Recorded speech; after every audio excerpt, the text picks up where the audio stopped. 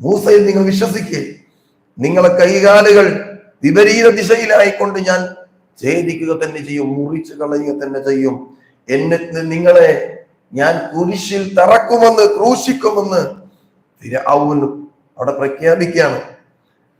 ആ സന്ദർഭത്തിൽ ഒരു നിലക്കും ചാഞ്ചല്യമില്ലാതെ അവർ പറഞ്ഞ മറുപടി വിശുദ്ധ ഖുർആനിൽ കാണാം.